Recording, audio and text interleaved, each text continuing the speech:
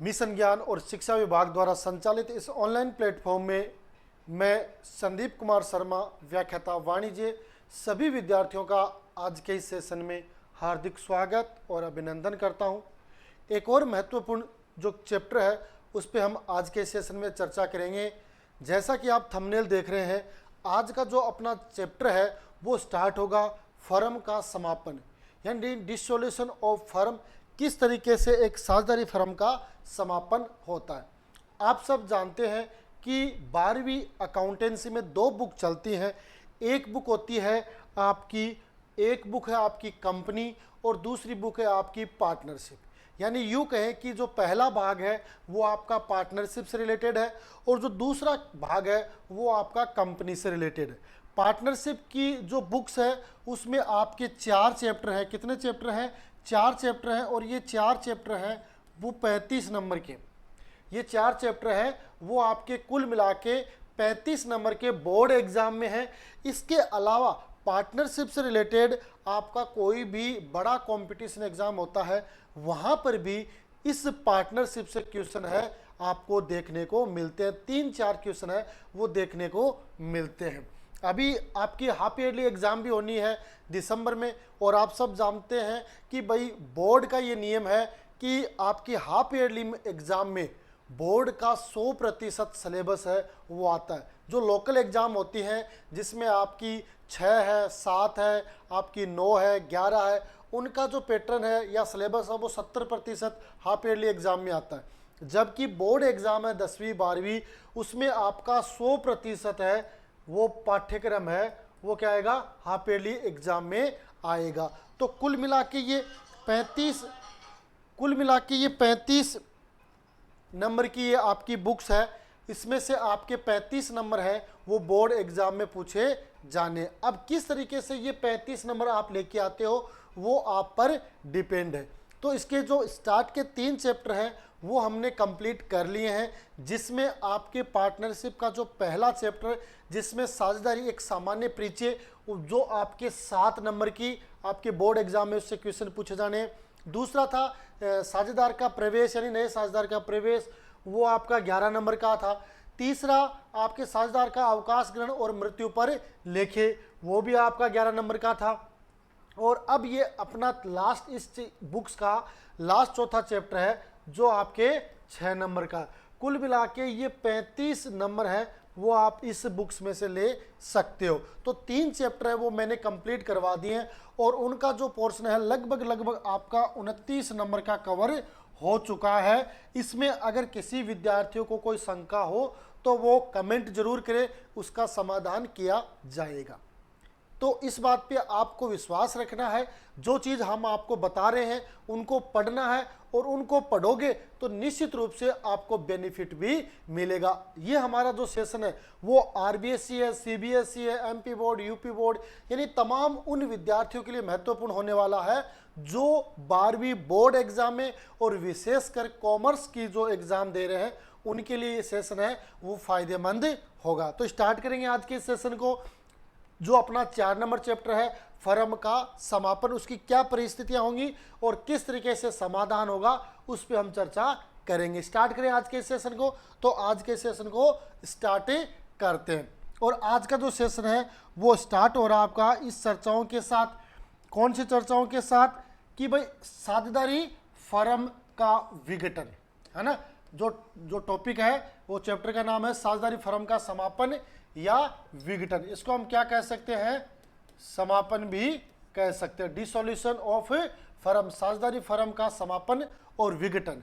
अब देखो ये कैसे होता है कि साझेदारी अधिनियम 1932, यानी 1932 है जो 1 अक्टूबर 1932 को संपूर्ण भारत में साझेदारी अधिनियम लागू हुआ था। तो उसकी जो धारा है, ये धारा पूछी जा सकती है। धारा कौन सी है? धारा 39 है। धारा 39 है वो फर्म के विघटन से संबंधित है।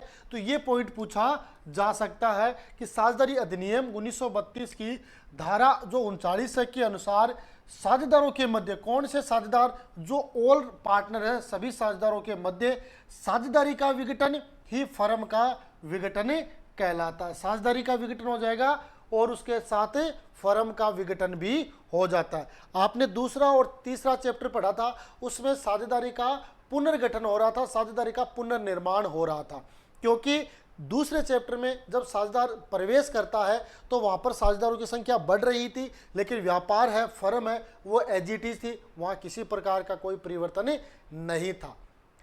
तीसरा आपका जो तीसरा चैप्टर जिसमें आपका क्या होता है, साझेदार की सेवानिवृत्ति या मृत्यु, उसमें एक साझेदार जा रहा था लेकिन फर्म एज इट इज काम कर रही थी, वहां पर किसी प्रकार का कोई समापन से रिलेटेड कोई ऐसा विचार नहीं था। साझेदार जा रहा है, चाहे वो अवकाश ग्रहण की वजह से जाए या मृत्यु की वजह से जाए, वो जा रहा था, तो वहां पर साझेदारी का पुनर्गठन हो रहा था और साझेदारी का पुनर्गठन होने के कारण फर्म पे कोई प्रभाव नहीं पड़ता। पर धारा 39 के अनुसार है, सभी साझेदारों के मध्य जब व्यापार को समाप्त करने की बात आ जाती है तो वहां पर फर्म का विघटन होता है। ठीक है, क्लियर है बात? क्लियर है? बढ़े आगे। आगे देखो इसमें और क्या दे रखा है, इससे आशय है कि अधिनियम समस्त साझेदारों के मध्य और कुछ साझेदारों के मध्य संबंध विच्छेद में भेद करता है। यानी जो समस्त साझेदारों के मध्य भेद और कुछ साझेदारों के मध्य संबंध में विच्छेद है, उसमें तो भेद होगा। जैसे मान लो ए, बी और सी है ना, तीनों पार्टनर है। अब मान लो सी जा रहा है और ए और बी व्यापार चलाने के लिए इच्छुक है, तो यहाँ पर ए बी है वो फर्म हो जाएगी और साझेदारी फर्म का क्या हो जाएगा, पुनर्गठन हो जाएगा, है ना। ये तो होता है कुछ साझेदारों के मध्य। और समस्त साझेदारों के मध्य जैसे ए, बी और सी तीनों ही है। अब तीनों ही कह रहे कि नहीं, ये भी कह रहा है, ये भी कह रहा है, ये भी कह रहा है कि हम व्यापार चलाने की स्थिति में नहीं, व्यापार नहीं चलाएंगे और इस फर्म को हम छोड़ रहे हैं, तो ऐसी कंडीशन में यहाँ पर फर्म का विघटन होगा। एक साझेदार जा रहा है, यहाँ साझेदारी फर्म का पुनर्गठन हो जाएगा, लेकिन सभी साझेदार जा रहे हैं, किसी न्यायालय के कारण जा रहे हैं, किसी अन्य और कारण से जा रहे हैं, तो वहां पर किसका समापन माना जाएगा, फर्म का समापन माना जाएगा, साझेदारी फर्म का विघटन कहा जाएगा। तो ऐसी कंडीशन में आपको ध्यान में रखना है कि जब सभी साझेदार उस व्यापार को चलाने के लिए इच्छुक नहीं होते हैं, उस व्यापार को जारी नहीं रखना चाहते हैं, तो वहां पर कंडीशन ये बनती है कि वहां पर आपकी साझेदारी फर्म का विघटन हो जाएगा और साथ में फर्म का विघटन भी हो जाएगा। दोनों काम साथ हो सकते हैं। ठीक है, यह कहा जाता है कि साझेदारी का विघटन होता है तो यह जरूरी नहीं कि फर्म का विघटन हो, लेकिन फर्म का विघटन होगा तो यह जरूरी है कि साझेदारी का विघटन होगा। दूसरे और तीसरे चैप्टर में आपके साझेदारी का विघटन था, फर्म पे कोई प्रभाव नहीं पड़ रहा था। आपका चौथा चैप्टर है, उसमें क्या है कि साझेदारी भी प्रभावित हो रही है और फर्म भी प्रभावित हो रही है, यहां पर दोनों का ही विघटन किया जा रहा है। ठीक है, क्लियर है सारी बात? बढ़े आगे। आगे देखो क्या बात दे रखी है, इसी तरह फर्म का अस्तित्व समाप्त हो जाता है। और जब आपका साझेदारी का अस्तित्व समाप्त होता है और साथ में फर्म का अस्तित्व भी समाप्त मान लिया जाता है, क्योंकि साझेदार है उस व्यवसाय को जारी नहीं रखना चाहते, आगे नहीं बढ़ाना चाहते हैं, तो ऐसी स्थिति में फर्म का अस्तित्व वो समाप्त हो जाता है। तथा विघटन के पश्चात फर्म पुस्तकों को बंद करने की गतिविधि का क्या करता है, कार्य करता है कि भाई जब फर्म का ही समापन हो गया, फर्म का ही विघटन हो गया, तो वो क्या करेगा, समस्त जितनी भी संपत्तियां, समस्त जो संपत्तियां और जो दायित्व है उनके प्राप्ति और भुगतान से संबंधित जो कार्यवाही है वो उसके द्वारा की जाएगी। कि भाई जब फर्म का समापन हो रहा है तो ऐसी कंडीशन में कहां से तो एक फर्म है वो पैसे जुटा सकती है, तो संपत्तियों से पैसे जुटाएगी, और कौन कौन से ऐसे दायित्व है जिनका उन्हें भुगतान करना है, उन दायित्वों का वो भुगतान करेगी। ठीक है, इसके अतिरिक्त और कोई कार्य नहीं करना होता है, क्योंकि जब फर्म का विघटन ही हो जाता है, डिसोल्यूशन ऑफ फर्म हो जाती है, तो ऐसी कंडीशन में उनके पास यही काम होता है कि उनको क्या करने हैं, खाते बंद करने। और खाते बंद करने हैं तो यहाँ पर 3 खाते आपको ओपन करने होंगे। एक तो रियलाइजेशन अकाउंट जिसे वसूली खाता कहते हैं, दूसरा पार्टनर कैपिटल अकाउंट,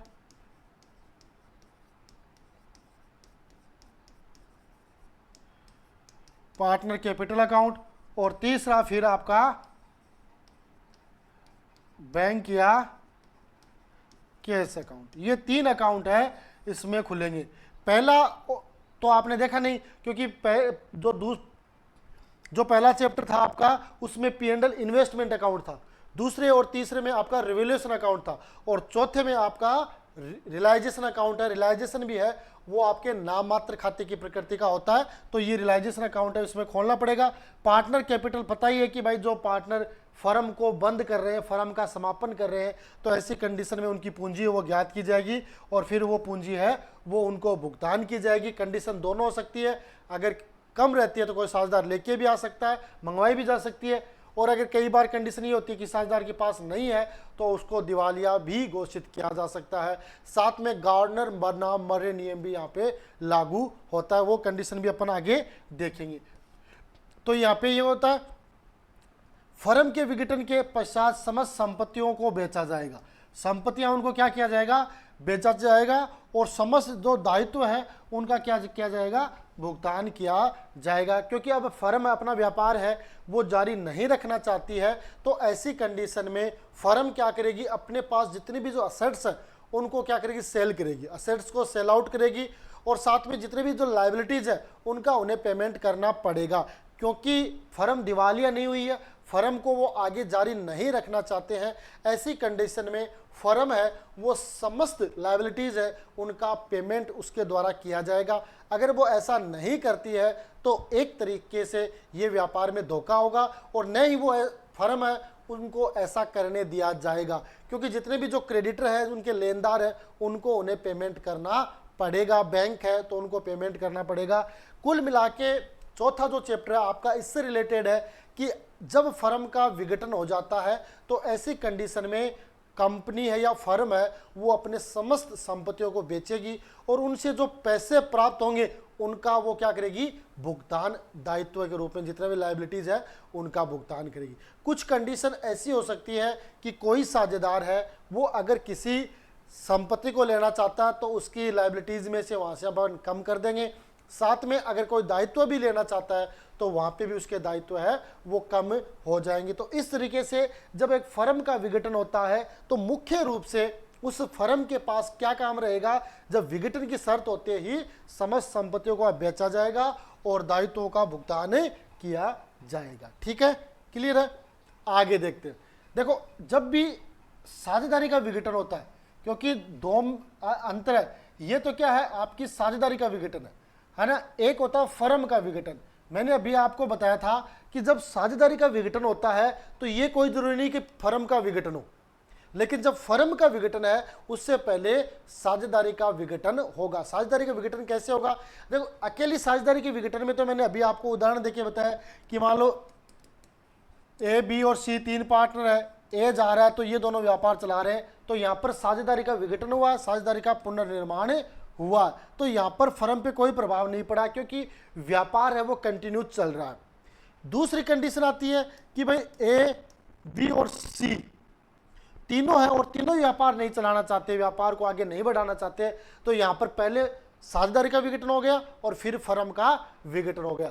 आपने चैप्टर नंबर 2 और 3 पढ़ा है, उसमें निश्चित रूप से हर पॉइंट पे अपनी चर्चा हुई है, और उस चर्चा का जो नतीजा है, जो परिणाम है, ये निकल के आया है कि वो जो परिस्थितियां कि जब एक साझेदार प्रवेश करता है, एक साझेदार अवकाश ग्रहण करता है, तो वहां पर फर्म पे कोई प्रभाव नहीं पड़ेगा, सिर्फ साझेदारी का पुनर्निर्माण होगा। देखो अपने साझेदारी का विघटन होता है तो क्या होता है, नंबर 1 कौन कौन सी परिस्थितियां आएगी जब साझेदारी का विघटन होगा या साझेदारी का पुनर्गठन होगा, कि साझेदारों के मध्य लाभ विभाजन अनुपात में परिवर्तन करते हैं।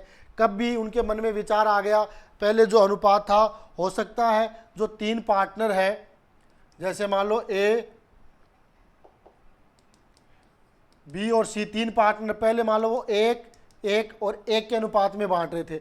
अब उनके मन में विचार आया कि भाई अपन अनुपात चेंज करते हैं, तो 2-1-1 अब ये कर देते हैं, तो ये अनुपात चेंज करते हैं, तो भी वहाँ पर साझेदारी का पुनर्गठन हो गया, या एक बार साझेदारी का विघटन हुआ और फिर साझेदारी का पुनर्गठन हो गया।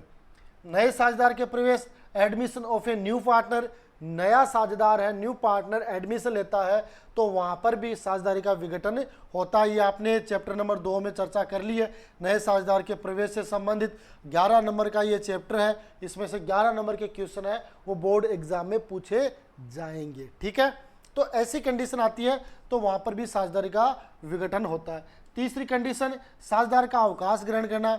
ये चैप्टर नंबर 3, ये भी आपका 11 नंबर का है ना। यहाँ से भी 11 नंबर के क्वेश्चन पूछे जाएंगे। साझेदार कोई अवकाश ग्रहण करता है, साझेदार कोई रिटायरमेंट होता है, तो ऐसी कंडीशन में साझेदारी फर्म का विघटन नहीं होगा, सिर्फ साझेदारी का विघटन होगा। ठीक है, साझेदार की मृत्यु होती है, डेथ ऑफ ए पार्टनर, तो पार्टनर की डेथ होती है तो वहां पर भी साझेदारी का विघटन हो जाएगा, क्योंकि वहां पर साझेदार जा रहा है लेकिन व्यापार है वैसे ही चालू है। तो साझेदार की मृत्यु होती है तो भी ये कंडीशन अप्लाई होती है।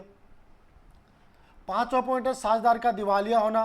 कोई साझेदार है वो दिवालिया हो जाता है ना, दिवालिया हो जाता है, आगे उस व्यापार में वो साथ नहीं रह पाता। जैसे मान लो ए, बी और सी है, सी दिवालिया हो गया तो ए और बी कंटिन्यू रखना चाहते हैं तो कोई दिक्कत नहीं है, वहाँ पे फर्म का विघटन नहीं है। लेकिन ये तीनों ही दिवालिया हो जाते हैं ना, तो वहाँ पर फर्म का विघटन हो जाता है। तीनों ही दिवालिया हो जाएंगे तो फर्म का विघटन हो जाएगा। लेकिन एक दिवालिया होता है, बाकी 2 एग्री है उस व्यापार को चलाने के लिए, आगे ले जाने के लिए, तो वहाँ कोई दिक्कत नहीं है। वहाँ सिर्फ और सिर्फ साझेदारी का विघटन होगा, साझेदारी का पुनर्गठन होगा और नए तरीके से साझेदारी का पुनर्निर्माण होके अपना फर्म है वो वैसे ही गति करने लगेगा। ठीक है, निर्दिष्ट कार्य का समापन यदि साझेदारी इसी के लिए गठित की गई हो, कोई ऐसी उद्देश्य विशेष, जैसे मान लो पार्टनर है ए, बी और सी को इस बात के लिए उन्होंने तैयार किया था कि भाई जैसे उन्होंने कोई टेंडर लिया, कोई रोड बनाने का टेंडर लिया, कोई मकान बनाने का टेंडर लिया और वो मकान या रोड कंप्लीट हो गई। अब सी को हटा दिया कि भाई अब आप वापस जाओ, तो ए और बी उस व्यापार को अपने साथ जारी रखते हैं, सी चला जाता है, टेंडर पूरा हो गया। तो यहाँ तक भी अगर होता है तो ये भी एक तरीके से साझेदारी का विघटन ही होगा, फर्म पे कोई प्रभाव नहीं पड़ेगा। क्योंकि कई बार किसी व्यक्ति की जो टेक्निकल जानकारी होती है, बौद्धिक संपदा राइट्स होते हैं, उसकी वजह से उन्हें शामिल कर लिया जाता है और जब वो काम पूरा होता है, काम पूरा होने के बाद ऑटोमेटिक जो उस विलेख में लिखा जाता है उसके अकॉर्डिंग वो हट जाता है और हटते ही वहाँ पर साझेदारी फर्म का विघटन होता है, साझेदारी का विघटन होता है, फर्म का नहीं, साझेदारी का विघटन होता है और फिर साझेदारी का पुनर्निर्माण भी होता है। 7वां पॉइंट है साझेदारी की अवधि का समापन। एक अवधि यानी एक निर्धारित अवधि के लिए कि भाई 1 साल अपन 1 वर्ष काम करेंगे, है ना, 1 वर्ष के लिए, 2 वर्ष के लिए, 3 वर्ष के लिए, 4 वर्ष के लिए, इस तरह उन्होंने पहले से टाइम निर्धारित कर रखा है और वो टाइम पीरियड पूरा होता है तो वहाँ पर भी साझेदारी का विघटन होता है, लेकिन फर्म पे कोई प्रभाव नहीं पड़ता है। तो ये 7 शर्तें हैं जिनके तहत एक साझेदारी का विघटन होता है, फर्म पे कोई प्रभाव नहीं पड़ता। मैंने एक बार पुनः आपको ये रिवाइज करने के उद्देश्य से इनको इंक्लूड किया है ताकि आप समझ सकें कि फर्म का विघटन क्या होता है और साझेदारी का विघटन क्या होता है। बोर्ड परीक्षा में इस तरीके के जो कंफ्यूज करने वाले क्वेश्चन है वो आपको एग्जाम में देखने को मिल सकते हैं, है ना। तो इसलिए अपन का जो प्रयास ये है कि आपको हर उस पॉइंट से आपको तैयार किया जाए ताकि बोर्ड परीक्षा में आप किसी प्रकार से कंफ्यूज नहीं हो। क्योंकि बहुत बार ऐसा देखने को मिलता है कि बोर्ड है वो भी तार्किक क्वेश्चन पूछता है। अपन क्या सोचते हैं कि अपनी बुक्स है, बुक्स का चैप्टर हो गया, चैप्टर के बाद जो क्वेश्चन दे रखे हैं उनको पढ़ लेते हैं और अपना भाई बढ़िया नंबर आ जाएंगे, लेकिन ये जरूरी नहीं है। वो चैप्टर के बीच से भी पूछ सकता है और उन क्वेश्चनों से भी पूछ सकता है और अतिरिक्त क्वेश्चन जो आपके उस सिलेबस से, पाठ्यक्रम से रिलेटेड है, उन क्वेश्चनों को भी पूछ सकता है ना। तो अगर आप कहते हैं ना कि सिर्फ पीछे वाले जो क्वेश्चन पढ़ोगे तो उसमें आप पास ही होते हो, लेकिन ऑल ओवर आप चीज़ पढ़ते हो, हमारे साथ जुड़ते हो, तो फिर आपके जो नंबर है वो बढ़िया से बढ़िया आने की गारंटी हम आपको प्रदान करते हैं। लेकिन बशर्ते उसके लिए जो चीज़ हम आपको बता रहे हैं उनको आप रिवीजन करते रहो, उनको पढ़ते रहो, हैंड्स नोट तैयार करते रहो, है ना। बार बार उसके लिए आप समय निकालोगे, बार बार उस चीज़ को पढ़ोगे तो निश्चित रूप से वो चीज़ है वो आपके दिमाग में स्थायी जगह कर लेगी और उसके कारण ही आपके बढ़िया नंबर भी बनेंगे। ठीक है, तो ये था एक साझेदारी के विघटन।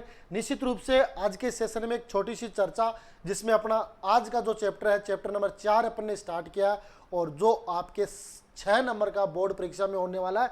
और इसके अलावा कंपटीशन एग्जाम में भी यहाँ से प्रश्न वो पुटअप होते हुए हमने देखे। बहुत बार ऐसे क्वेश्चन है वो एग्जाम में इनको शामिल किया जाता है। ठीक है, तो आज के सेशन में एक शानदार सेशन जिसमें अपने इस चैप्टर की शुरुआत की है। आप भी शुरुआत कीजिए, बढ़िया तरीके से हैंड्स नोट बनाइए, क्योंकि एग्ज़ाम में बहुत ज़्यादा समय बचा नहीं है ना। एग्ज़ाम में बहुत ज़्यादा समय बचा नहीं है। कुल मिला के अगर अपन काउंट करते हैं तो अपने पास लगभग 120 दिन बचते हैं। 120 दिन, आज काउंटिंग में 100 से ऊपर लग रहे हैं, लेकिन 120 दिन बहुत ज़्यादा नहीं होते। समय है वो बहुत फटाफट गति से निकलता है। वही बात है, अपन सूखी मिट्टी होती है उसको हाथ में लेते हैं तो फिसलती हुई वो समय नहीं लगाती है। तो समय भी ऐसे ही जाएगा आपके पास से, और फिर आप सोचोगे रे ये तो बहुत समय चला गया, अपन कैसे तैयारी करें। तो अभी आपके पास मौका है, हम आपको बार बार प्रेरित कर रहे हैं। आप जितने ज़्यादा प्रेरित होंगे उतना ज़्यादा बेनिफिट आपको होगा। इसी आशा और विश्वास के साथ आज के सेशन में इतना ही। मिलेंगे अगले सेशन में, तब तक के लिए जय हिंद, जय भारत।